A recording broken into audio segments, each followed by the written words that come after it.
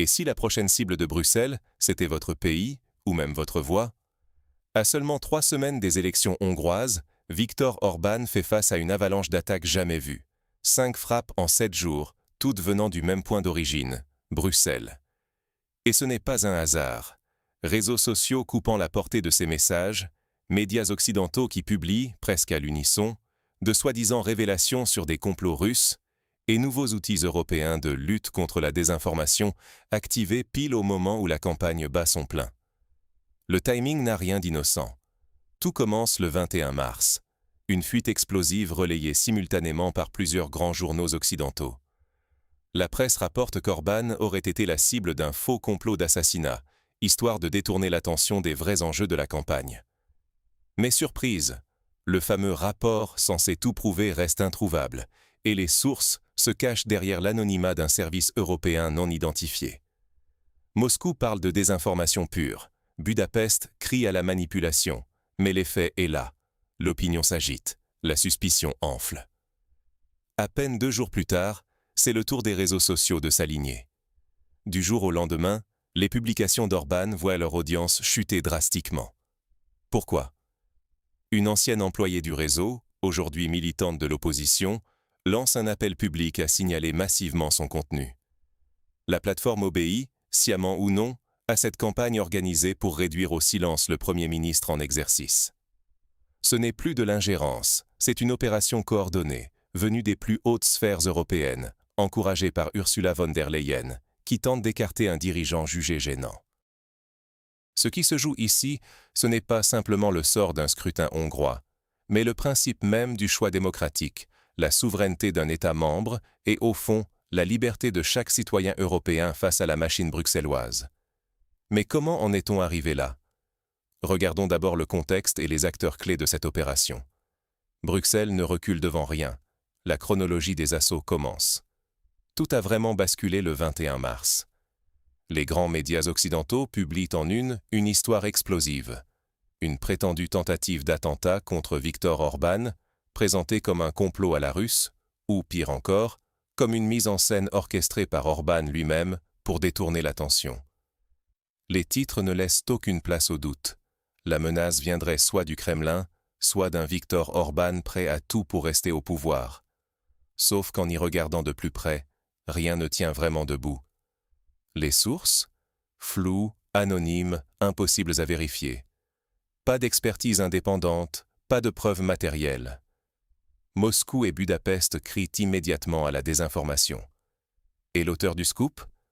Un journaliste notoirement lié à des réseaux anti-Orban, ouvertement pro-européens, dont la publication traverse une période financièrement très difficile. Un agenda caché, des motivations troubles. Voilà de quoi semer le doute sur la véracité de ces révélations.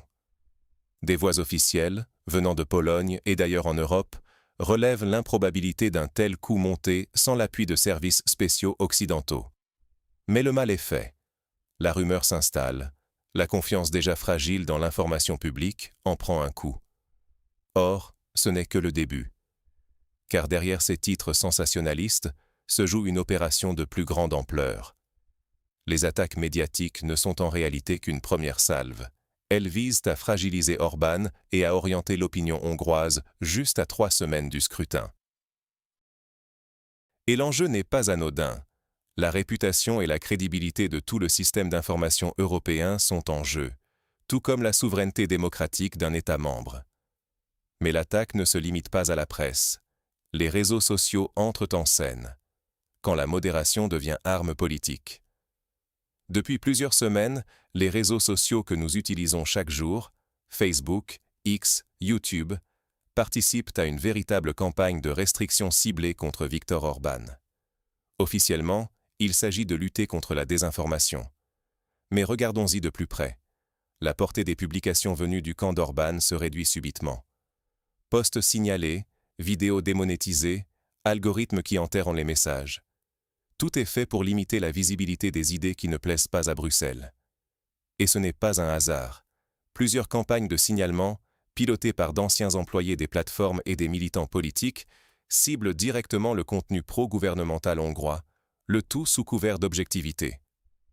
Pendant ce temps, à l'opposé, l'opposition hongroise bénéficie d'un traitement algorithmique inverse. Ses publications sont mises en avant, ses vidéos recommandées, alors même que certains contenus ne respectent pas les règles officielles des plateformes. Comment expliquer cette chance soudaine? Peut-être par le fait que le responsable modération régionale a déjà affiché publiquement ses positions très critiques envers Orban. Difficile d'y voir une simple coïncidence. Ce schéma, malheureusement, n'est pas inédit. On l'a vu récemment en Roumanie ou en Moldavie. Accusations de désinformation russe, modération politique, élections annulées, dissidents arrêtés. La recette est tristement rodée. Elle consiste à qualifier toute opinion divergente de menace, puis à l'effacer du débat public numérique avec la bénédiction des autorités européennes. La manipulation de la sphère digitale devient alors un puissant levier pour influencer, voire déformer, le choix démocratique. On supprime des opinions légitimes, on oriente l'information et, au passage, on porte un coup redoutable à la souveraineté numérique d'un pays entier. Mais la pression ne s'arrête pas là. Car, désormais, la loi européenne sur les services numériques s'invite aussi dans la bataille. Ce qui se trame derrière la façade de la protection de la démocratie va bien plus loin que de simples ingérences. À moins de 3 semaines du scrutin, l'Union européenne a activé son fameux « système de réaction rapide », officiellement pour lutter contre les fausses informations, mais concrètement pour censurer tout contenu jugé non conforme, jusqu'au lendemain de l'élection hongroise. Sous couvert de volontariat, les plateformes sont en réalité soumises à un chantage à peine voilé. Coopérez, ou préparez-vous à subir des sanctions financières. Plus personne ne fait semblant. Les plus grands médias occidentaux publient, en simultané, des dossiers à charge, des rumeurs de marionnettes russes visant Orban, et les fact-checkers se déploient pour discréditer toute voix dissidente. Mais pourquoi cette mobilisation totale? Parce qu'Orban reste le dernier obstacle à l'envoi massif de fonds européens vers l'Ukraine. Le fameux principe d'unanimité, pourtant gravé dans les traités de l'Union, est soudain présenté comme un archaïsme, un obstacle gênant à l'agenda de Bruxelles. Ursula von der Leyen n'attend plus de compromis. Elle veut la défaite d'Orban, coûte que coûte. On gèle les fonds destinés à la Hongrie, on active la censure sur les réseaux sociaux, on soutient ouvertement l'opposition, et on orchestre des campagnes de presse coordonnées. C'est une pression tous azimuts, une opération pensée pour faire plier un gouvernement démocratiquement élu. Le risque? Si ce modèle hongrois se généralise, c'est la souveraineté de chaque État membre qui est en jeu.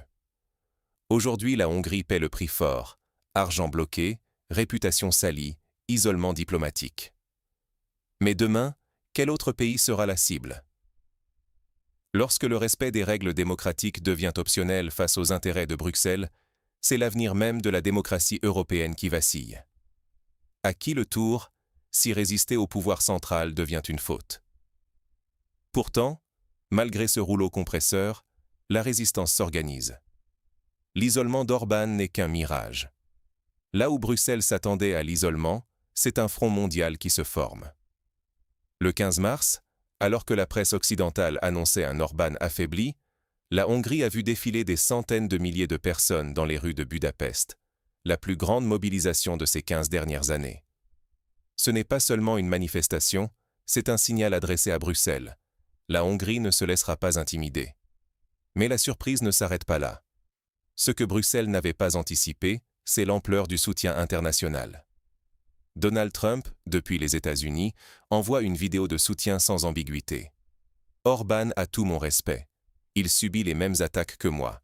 C'est un leader fort. Quelques jours plus tard, le président argentin Javier Milei débarque à Budapest pour affirmer publiquement que le Premier ministre hongrois incarne l'espoir de tous ceux qui refusent le déclin imposé par l'Occident bureaucratique. D'autres voix européennes se joignent au chœur. Geert Wilders, aux Pays-Bas, qualifie Orban de « lion parmi les moutons », Alice Weidel, AfD, en Allemagne, Herbert Kickl en Autriche, Santiago Abascal en Espagne. Même en dehors de l'UE, le Premier ministre géorgien Kobakidze fait le déplacement. C'est tout sauf l'isolement, c'est une démonstration de force. Et même si Bruxelles parie sur un effondrement du soutien populaire, les sondages restent incertains, parfois contradictoires. Les instituts proches de l'opposition annoncent une avance pour leurs candidats, mais d'autres, plus fiables, donnent toujours le parti d'Orbán en tête. Et il faut se rappeler, lors des élections précédentes, ces mêmes experts s'étaient trompés de 20 points. Finalement, c'est la rue, la ferveur collective qui tranche. La base d'Orbán n'a jamais semblé aussi déterminée. Mais le plus inquiétant pour Bruxelles, c'est que même si Orbán venait à perdre, la résistance ne s'arrêterait pas là. D'autres pays, comme la Slovaquie, ont déjà promis de poursuivre la politique de blocage. La stratégie européenne se heurte à une coordination inédite de pays souverainistes, prêts à tenir tête à l'appareil bruxellois. Tout cela pose une question cruciale. Au fond, que signifie cette bataille pour l'avenir de la démocratie européenne? Quand le pouvoir européen impose sa volonté, qui protège la minorité? C'est la question qui devrait tous nous arrêter. Parce que derrière les batailles politiques et les slogans sur la démocratie, il y a une réalité bien plus inquiétante. Aujourd'hui, c'est la Hongrie qui subit la pression totale de Bruxelles, de la Commission européenne, des médias, des réseaux sociaux et même de certaines forces qu'on préfère garder dans l'ombre. Mais si un État peut être visé, marginalisé, pressé jusqu'à la rupture simplement parce qu'il ose dire non, alors la sécurité démocratique de chacun d'entre nous est en danger. Regardez ce qui se passe. Toute la machine européenne est lancée contre Viktor Orbán, au point que chaque euro, chaque information, chaque rumeur devient une arme politique. On parle d'élections, mais en coulisses, c'est une opération massive de manipulation, de pression, de menaces financières et de campagnes médiatiques coordonnées. On nous promet que c'est pour la démocratie, que c'est pour sauver l'Europe. Mais à quel prix? Et surtout, au nom de quel principe? Quand la règle du jeu devient « on respecte la souveraineté tant qu'elle ne gêne pas Bruxelles », alors ce n'est plus une union, c'est un rapport de force. Beaucoup diront « mais Orbán est un cas particulier ». Pourtant, souvenez-vous, en 2022, ces mêmes experts affirmèrent sa défaite certaine. Ils se sont lourdement trompés, à tel point que leurs prévisions sont devenues la risée de la politique hongroise. Et maintenant, on recommence. Sondages douteux, éditoriaux alarmistes, menaces financières. Tout le paquet. Mais la vraie leçon, c'est que ce n'est pas juste une histoire de Hongrie. Demain, ce pourrait être la Slovaquie, l'Italie, ou n'importe quel État qui décidera de défendre ses propres intérêts. Aujourd'hui, un nom hongrois dérange. Mais demain, ce sera peut-être votre voix qui sera trop gênante pour Bruxelles. Alors, posons-nous la vraie question. L'Europe veut-elle vraiment une union d'égaux ou une structure où la souveraineté n'existe que tant qu'elle ne s'oppose pas au plan de la Commission? Notre argent, notre pouvoir, notre temps, notre réputation sont en jeu.